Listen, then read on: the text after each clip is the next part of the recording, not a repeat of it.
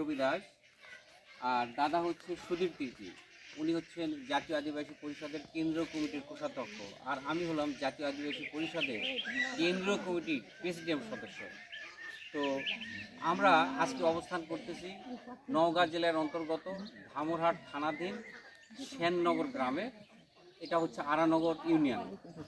শুধু কিন্তু আপনারা জানেন যে এই গ্রামের একটা খুবই ভদ্র, নম্র এবং অনগ্রসর এবং পিছিয়ে পড়া জাতি থেকে এই যে নিতাই রবি দাস, বিনয় রবি দাসের ছেলে হলো নিতাই রবি দাস। উনি ওয়ার্ল্ড ভিশনে চাকরি করতেন। এই যে দেখেন, আমরা বলি যে গোবরে পদ্ম ফুল, এখান থেকে আস্তে আস্তে করে সে মাস্টার ডিগ্রি পাস করছে। এই মাস্টার ডিগ্রি পাস করার পর ওয়ার্ল্ড ভিশনে চাকরি করে। অথচ এই ছেলেটি কারো কোনো দিন মানে চুরির সাথে জড়িত না, কোনো অপরাধীর সাথে জড়িত না, কোনো পলিটিক্সের সাথে জড়িত না। কিন্তু এই ছেলেটিকে রাস্তায় ধরে মারতে মারতে তাকে আজকে চকগৌরী এলাকাতে তাকে হত্যা করা হয়েছে। তা আমি আজকে এখানে অবস্থান করে আমরা বলতে চাচ্ছি যে এই ঘটনার সাথে যারা জড়িত, অজ্ঞাতনামা হোক আর অপরিচিতই হোক, এদেরকে এই আইনের আওতার মধ্যে নিয়ে আসা দরকার, খুঁজে বের করা দরকার কি কারণে এত সুন্দর এই অনগ্রসর প্রান্তিক জনগোষ্ঠী, ক্ষুদ্র নৃগোষ্ঠী আমরা কিন্তু ছেলেমেয়েরা আস্তে আস্তে করে একটু বড় হচ্ছি, আর আমাদের মাথা ভেঙে দেওয়া হচ্ছে। তার মানে তোমরা কেন বড় হওয়া, তোমরা যেখানে থাকার সেখানে থাক।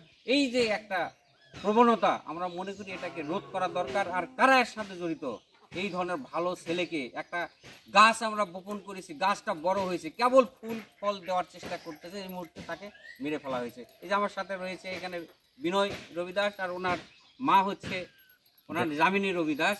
তো আমরা মনে করি এই পরিবারের পাশে আমরা জাতীয় আদিবাসী পরিষদ আছি, বাংলাদেশ দলিত বঞ্চিত জনগোষ্ঠীর অধিকার যারা আছে আমরা কাজ করি, তারাও আছি। এবং পাশাপাশি এখানে যারা আরও সংগঠন আছে, ওয়ার্ল্ড ভিশনও বলতেছেন যে আমরাও এই পরিবারের সাথে আছি।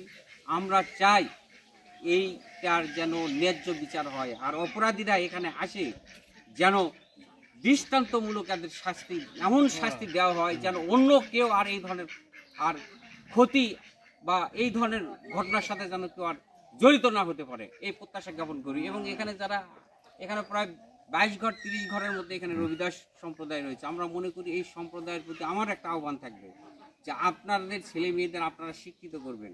আমি যেমন উকিল হয়েছি, এই পরিবার, এই যারা পিছিয়ে পড়া জাতি রয়েছে, রবিদাস যারা জাতি রয়েছে, যারা জুতো সেলাই করে খায়, তাদের পরিবার অভিভাবকের প্রতি আমার আহ্বান, আমি উকিল হয়েছি, আপনার পরিবার থেকে আপনাকে জজ তৈরি করতে হবে, ম্যাজিস্ট্রেট তৈরি করতে হবে, উকিল তৈরি করতে হবে, ব্যারিস্টার তৈরি করতে হবে, ডাক্তার, ইঞ্জিনিয়ার হতে হবে।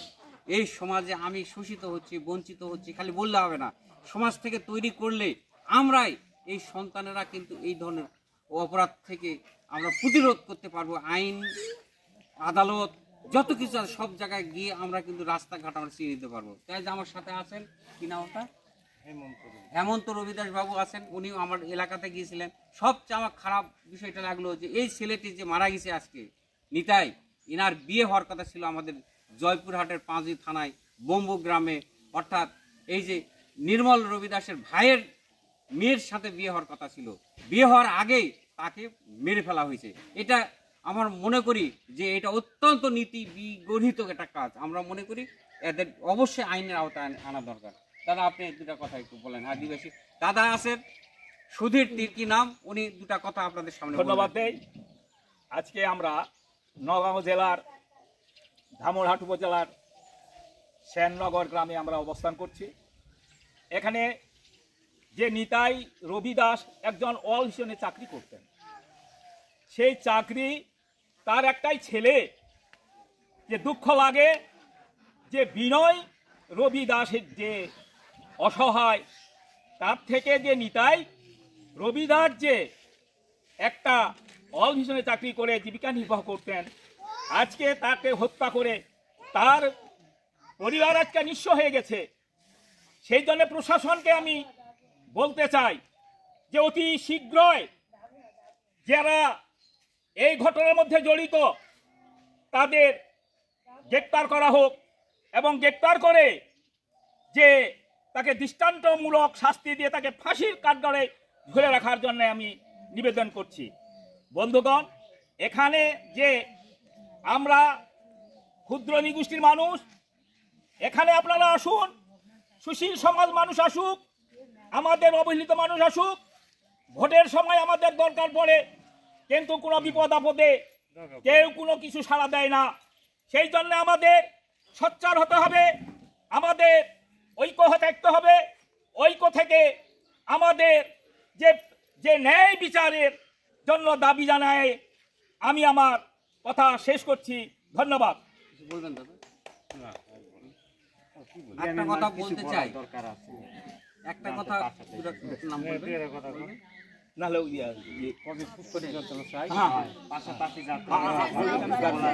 আপনি কি চান, বিচার চান কিনা? বিচার চাই আমরা সবাই বিচার চাই, সবাই বিচার চাই, আমরা সবাই ছেলের বিচার চাই। আমরা অন্য এই যে আজকে আসলাম, আমরা যারা প্রশাসনের দায়িত্বে রয়েছেন, যারা আইন শৃঙ্খলা বাহিনীর দায়িত্বে রয়েছেন, তাদের প্রতি আমরা আহ্বান জানাবো, দ্রুত এই কালপিট, এই আসামিকে খুঁজে বের করে তাদেরকে আইনের আওতায় এনে তাদেরকে দৃষ্টান্তমূলক শাস্তির আমরা আহ্বান জানাই। আর পাশাপাশি আমরা জাতীয় আদিবাসী পরিষদের পক্ষ থেকে অন্য সংগঠন কি করতেছে সেটার বিষয়ে আমরা বলবো না। আমরা আগামীতে এই ইনার পরিবার, এই যে হেমন্ত বাবু আছে, ইনাদের সাথে যোগাযোগ করে আমরাও একটা মানববন্ধন আমরা ধামরহাটে আমরা করতে পারি কিনা। সকল এই মিটিংয়ে সকল সুধী মহল, অর্থাৎ যারা শুভাকাঙ্ক্ষী, শুভানুধ্যায়ী, আমাদের মানে পাশে সব সময় থাকে, যেমন এই বাবাজি, কি নাম আপনার বাবাজি? হ্যাঁ, নিজামুল, এই যে ইনি আসেন, আসে খোঁজ খবর নিচ্ছেন, এই ধরনের লোকদের নিয়ে আমরা এই ধামরহাটে যে প্রেস ক্লাব রয়েছে, প্রেস ক্লাবে আমরা একটা মানববন্ধন করার একটা ব্যবস্থা আমরা গ্রহণ করব। আমরা আশা রাখি যে এর আগেই যদি আসামিকে ধৃত করা হয়, তাহলে আমরা হয়তো এই মানববন্ধন করা থেকে আমরা দূরে থাকবো। আমরা পাশাপাশি যে আপনার নাম বললেন, কি নাম ওই মেম্বারের? রামজনের সঙ্গে কথা বলবো, সবার সঙ্গে কথা বলে ওখানেই আমরা একটা মানববন্ধন একটা করার একটা সিদ্ধান্ত নেব, নাকি দাঁড়াবো? হ্যাঁ, এই প্রত্যাশা জ্ঞাপন করে আমি সদূর জয়পুরহাট থেকে এই আজকে সেননগর গ্রামে আসছি। এই পরিবারের পাশে আমি আসছি। আমার আরও যদি আশা লাগে অবশ্যই এখানে আসবো, দাদা আসবে, আমরা আপনাদের সাথে আছি এবং ভবিষ্যতেও থাকবো। যতদূর আমরা মামলা মোকদ্দমা আমরা দেখি, আমরা যদি ওই এইটাকে আমরা ব্লাস্টের মাধ্যমে কিছু দেওয়া যায় কিনা সহযোগিতা, এটা আমরা উপরে যোগাযোগ করতেছি। তো সকলকে ধন্যবাদ, আপনারা নিরাপদে থাকেন, পাশাপাশি সতর্কতার সাথে থাকেন। আর আমরা সরকারের বা আইন শৃঙ্খলা বাহিনীর প্রতি এটাই আহ্বান জানাবো, এই পরিবারগুলো যেন নিরাপদ থাকে, এইটারও একটু মাঝে সাঝে একটু আপনারা টহল দিবেন, এলাকায় ঘোরাফেরা করবেন, এই আহ্বান জানাচ্ছি। সরকার পাশাপাশি দেশের জনগণ সকল এই ক্ষুদ্র নিগোষ্ঠীদের প্রতি একটু সহায় সহানুভূতি হবেন, এরা যেন এখানেই থাকে। দাদা যে কথাটি বললো যে ভোটের সময় আমরা গুরুত্ব খুব পাই, আর ভোট পার হলে আমরা আর কেউ না। এই রাস্তা কি রাস্তা এটা বলেন তো? কত লোক যাওয়া আসা করে, এরা শুনলাম 40, 50, 60 বছর বেশি ঊর্ধ্বকাল যাবত বসবাস করে। তো এরা ভোট দেয়, ভোটের সময় ভোট নেয়, আর রাস্তাও নাই। তাহলে এটা কি ধরনের একটা বঞ্চিত করার লোক? আমরা মনে করি এত দেশের উন্নয়ন হয়েছে, তো কই আমাদের উন্নয়ন কোথায়? আর আমরা কত কষ্ট করে এই ভাঙ্গা বাড়ি থেকে আমরা লেখাপড়া শিখে আজকে মাস্টার ডিগ্রি পাস করে চাকরি করতেছি, কেবল ফুল হচ্ছে, ফল দিবে, এই মুহূর্তে মারি ফেলালেন আপনারা কেন? অতএব এই যারা কালপিটদের এদের দ্রুত গ্রেপ্তার করা হোক। সকলকে অনেক অনেক ধন্যবাদ। আর কি করছেন?